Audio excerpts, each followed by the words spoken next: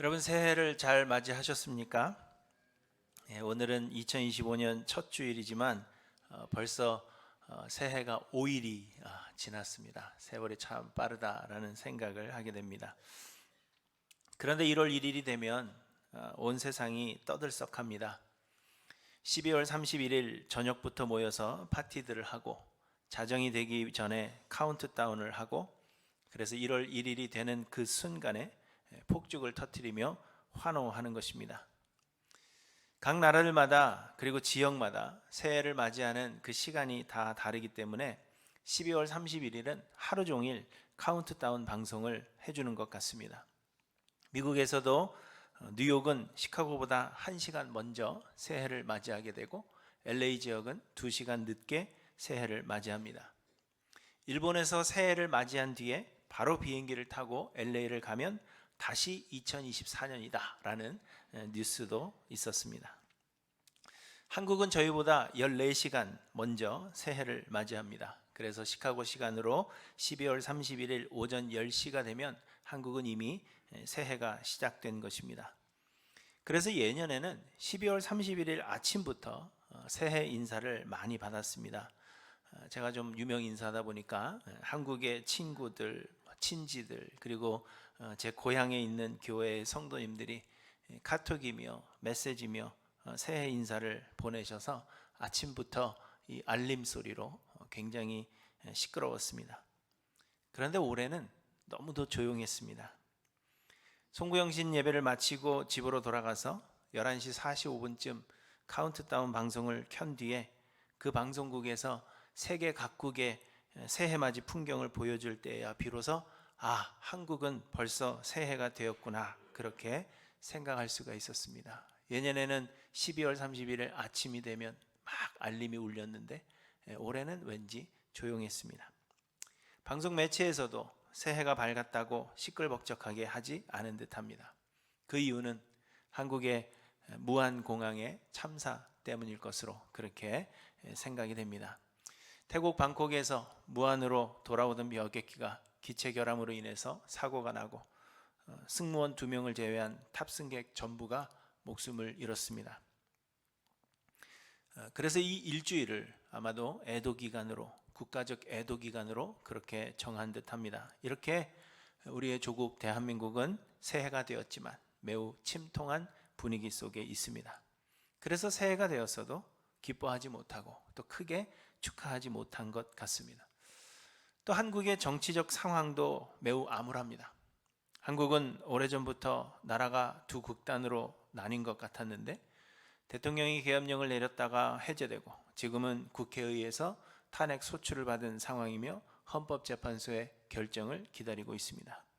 거기다가 대통령 대행이었던 국무총리마저 탄핵 소추를 받아 직무가 정지된 상태이고 이와 관련된 여러 가지 상황들이 암울하기만 합니다. 이처럼 한국의 정치적 상황 또한 새해를 맞이하였다고 해서 즐겁게 반기지 못하는 그러한 분위기를 만들어 버렸습니다. 그래서 많은 분들이 내년에는 이러한 혼란스러운 상황들이 속히 끝나고 안정을 되찾기를 기원하는 그러한 메시지를 간간히 보내셨습니다. 내년에는 아무런 재난도 발생하지 않고 평안하기를 소원하는 그러한 메시지들이 이전보다 더욱 간절하게 그렇게 느껴졌습니다. 그리고 많은 목사님들이 내년에는 그러니까 올해죠 벌써 올해는 하나님을 경외하고 백성들을 사랑하는 지도자들이 세워져서 이 세상이 하나님 나라와 같이 되기를 소망하는 그러한 메시지들을 보내오셨습니다.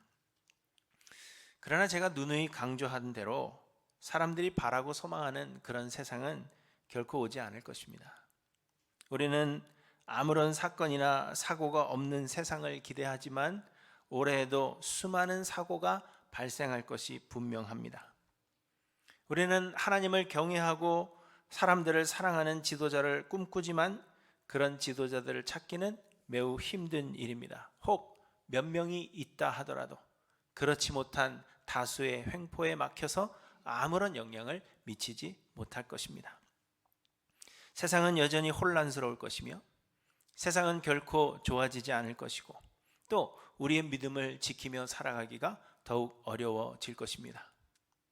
목사님, 세상을 너무 비관적으로 보는 건 아닙니까? 그렇게 생각하실 수 있지만 아무리 다르게 생각하려고 해도 방법이 없습니다. 왜냐하면 이는 사실이기 때문입니다.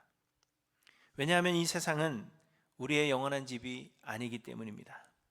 하나님은 이 세상을 멸하실 계획을 가지고 계십니다. 하나님은 하나님의 자녀된 믿는 자들을 새 하늘과 새 땅으로 인도하사 그곳에서 영원히 살게 하실 계획이시지, 결코 이 세상에 우리를 영원토록 내버려 두실 계획이 아니십니다. 그래서 하나님은 이 세상을 악한 영들의 세력에 내버려 두셨습니다.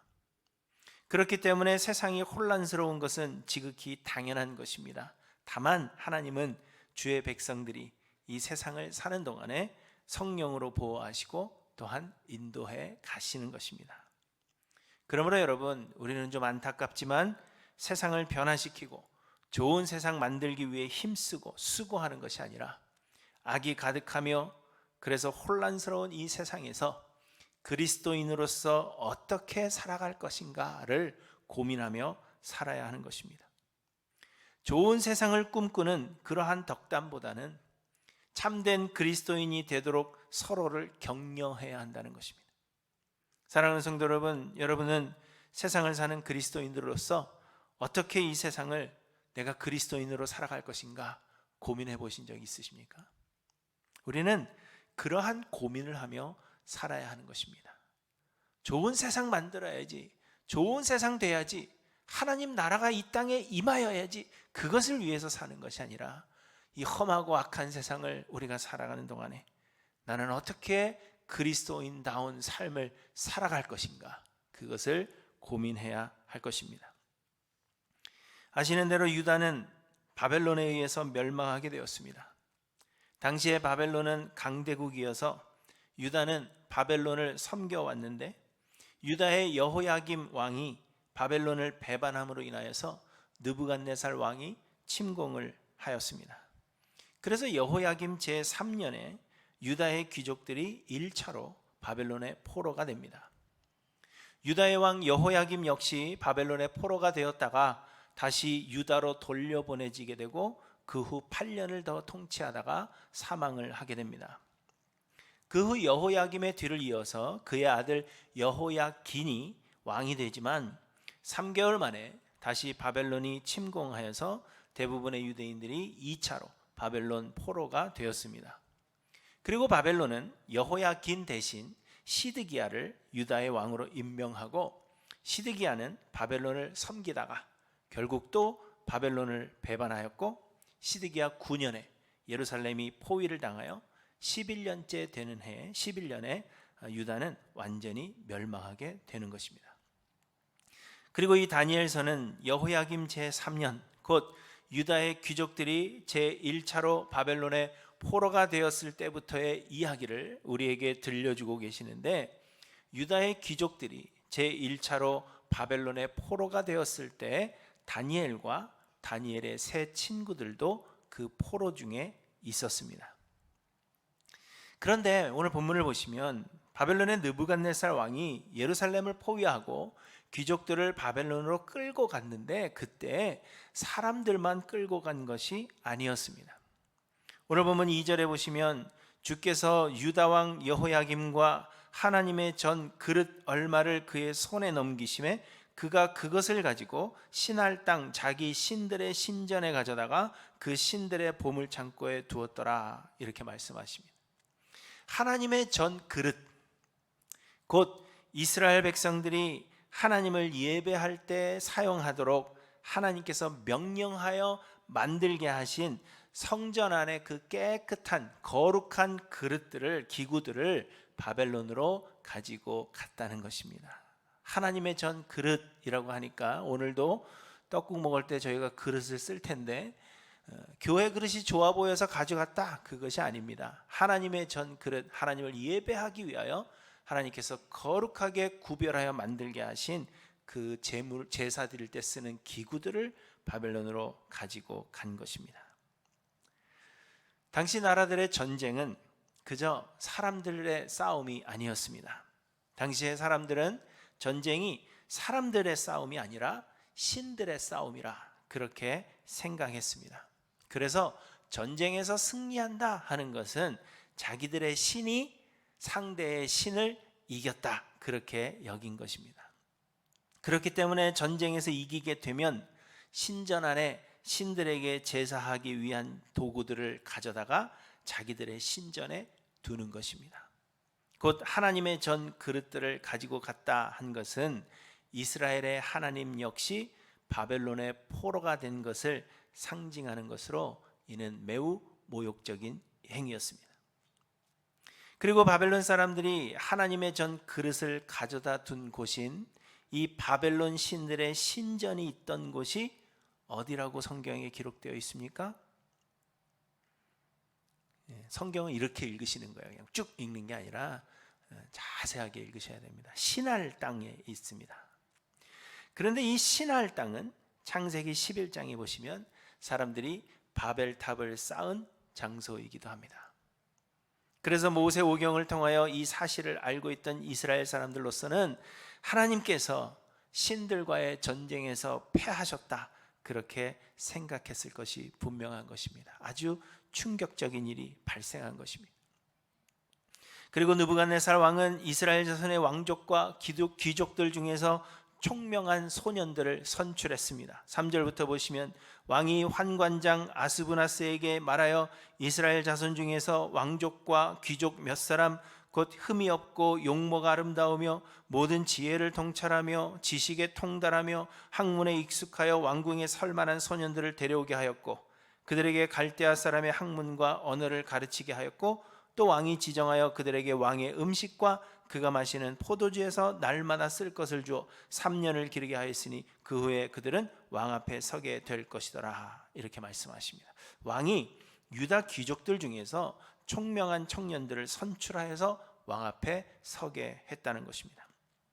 그런데 여러분, 이것은 인재를 양성하기 위한 것이 결코 아닙니다.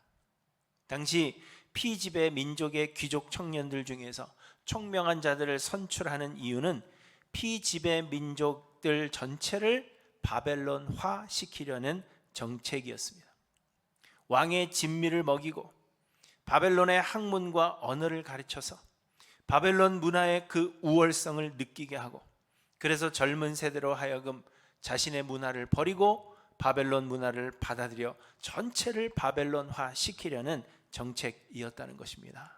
그러므로 여기에 뽑혔다 하는 것 결코 좋은 것이 아니었고 이스라엘 백성들에게는, 유다 백성들에게는 매우 모욕적인 일이었습니다. 그래서 오늘 본문을 보시면 다니엘과 다니엘의 세 친구들에게 왕이 바벨론의 새로운 이름을 준 것을 볼 수 있습니다. 다니엘의 세 친구들의 이름은 하나냐와 미사엘과 아사랴였습니다. 다니엘이라는 이름은 하나님은 나의 심판자라는 뜻입니다. 그러나 다니엘은 베리어, 그의 생명을 보호하소서라는 의미의 벨드사살이라고 이름하였습니다. 여기서 벨은 주인을 뜻하는 것이고 그 주인은 곧 바벨론 최고의 신 마루득을 의미하는 것입니다.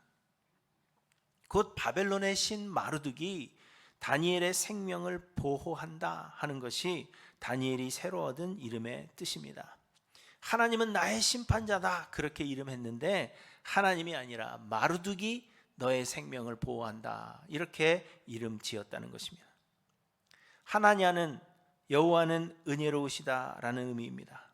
그러나 하나냐는 달의 신 아쿠의 명령 혹은 최고의 신 마루득의 명령이라는 뜻의 사드락이라고 이름했습니다. 미사엘은 누가 하나님과 같으랴라는 뜻이지만 누가 달의 신 아쿠와 같으랴라는 뜻의 메삭이라고 이름했습니다.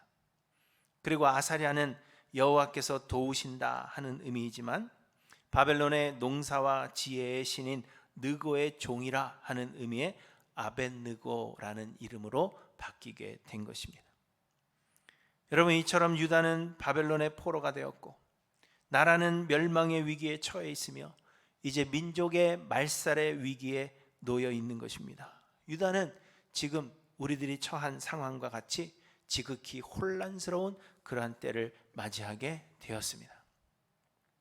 그런데 유대인들은 이것이 결코 하나님의 뜻일 리가 없다, 그렇게 생각했습니다.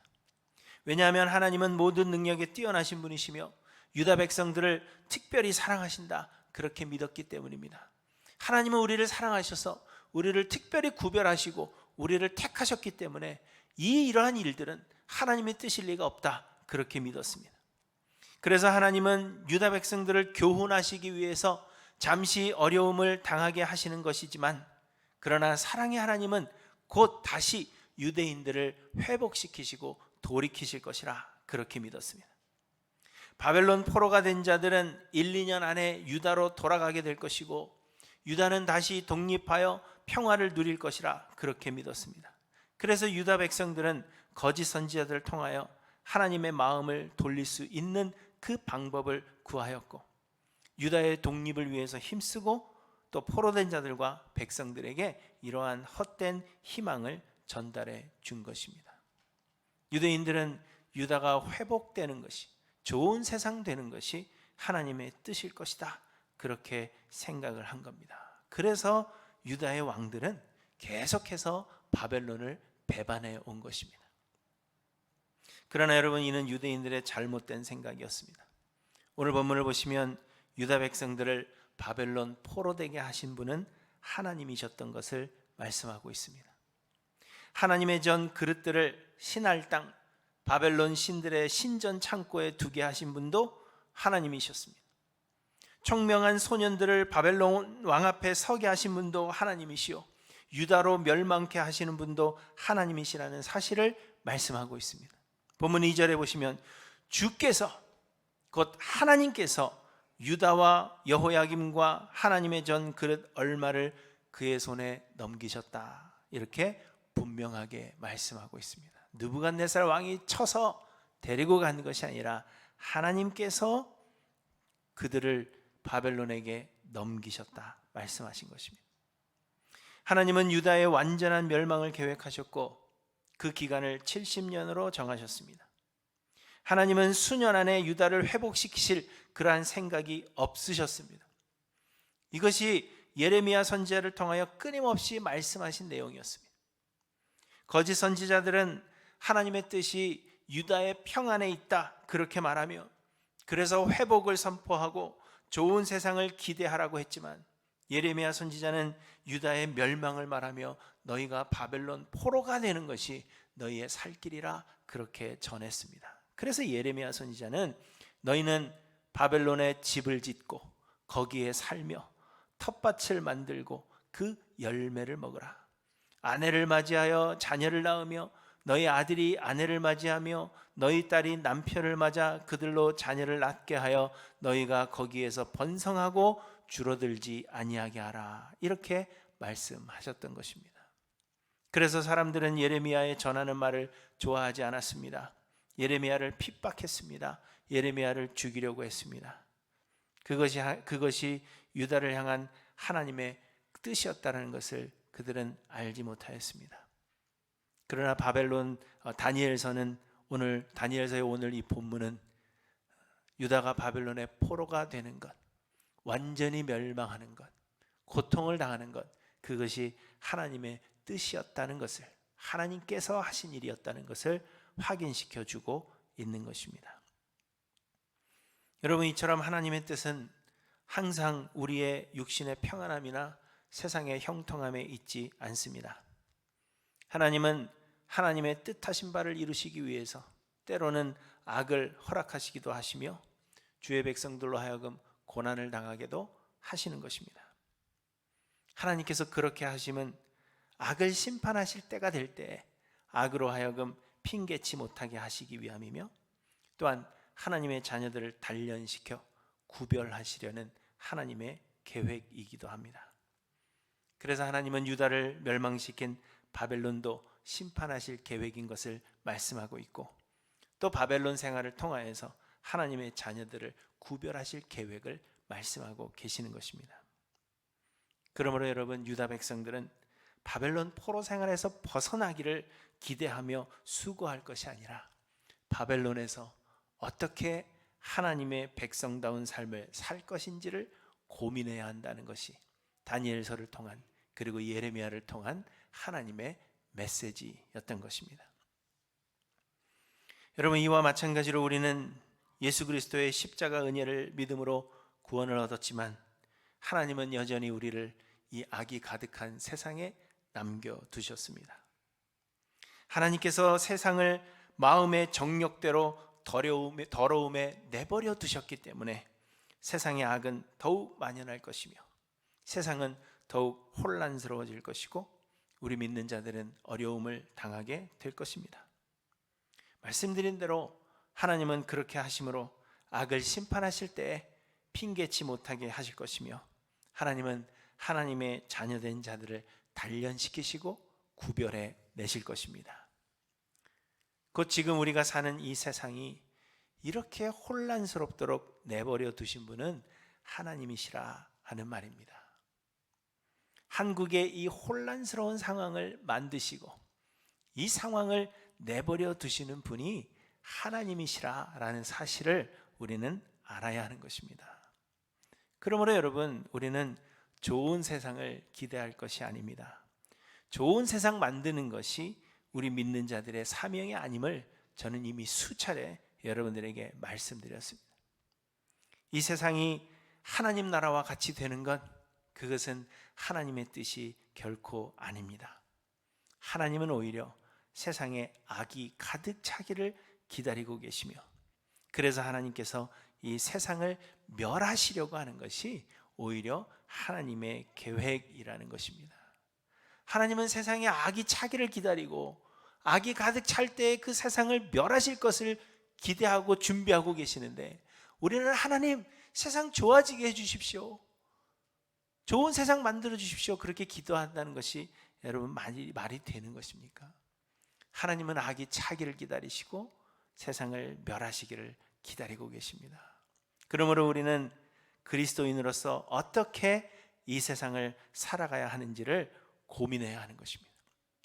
이 세상에서 어떻게 살아가는 것이 그리스도인다운 삶인지를 고민하고 하나님이 원하시는 대로 살아서 세상의 빛과 소금이 되어 하나님의 택하신 백성들이 그리스도께로 인도함을 받게 하는 그러한 삶을 우리가 살아야 하는 것입니다. 여러분, 현재 이 모든 상황들을 허락하신 분이 하나님이시라 하는 이 사실을 여러분 잊지 않고 기억하시기를 바랍니다. 그래서 다니엘서는 바벨론 포로된 자들에게 하나님이 온 세상 만사의 주관자이심을 알게 하며 역사를 통한 하나님의 뜻과 그 계획이 무엇인지를 알려주시는 책입니다. 그리고 다니엘의 삶은 우리를 위하여 하나님이시면서도 스스로 세상에 포로된 자들과 같이 되신 예수 그리스도의 그 삶을 예표하는 것으로서 우리가 이 세상을 어떻게 살아가야 할 것인지를 우리에게 가르쳐 주십니다. 그래서 우리는 2025년 한 해 이 다니엘서를 공부할 것입니다. 다니엘서를 통하여서 이 세상은 우리의 영원한 본향이 아님을 깨닫게 되시기를 간절히 소망합니다. 이 세상의 역사를 주관하시는 하나님의 주권을 우리가 인식하고 하나님의 뜻과 계획을 깨달아 알아가기를 간절히 소망합니다. 그리고 이 세상 속에서 어떻게 살아가는 것이 그리스도인다운 삶을 사는 것인지를 깨달아서 이 세상 속에 참된 그리스도인으로 살아가고 그래서 세상은 어두울지라도 예수 그리스도께로 인도하는 밝은 빛의 역할을 감당하는 우리 하일랜드교회 모든 성도님들 되시기를 간절히 소망합니다. 2025년이 끝난 뒤에는 하나님의 그 뜻과 계획을 알아서 우리 온 성도가, 우리 하일랜드교회가 세상을 밝게 비추는 빛의 역할을 감당할 수 있기를 주님의 이름으로 간절히 축원합니다. 기도하십니다.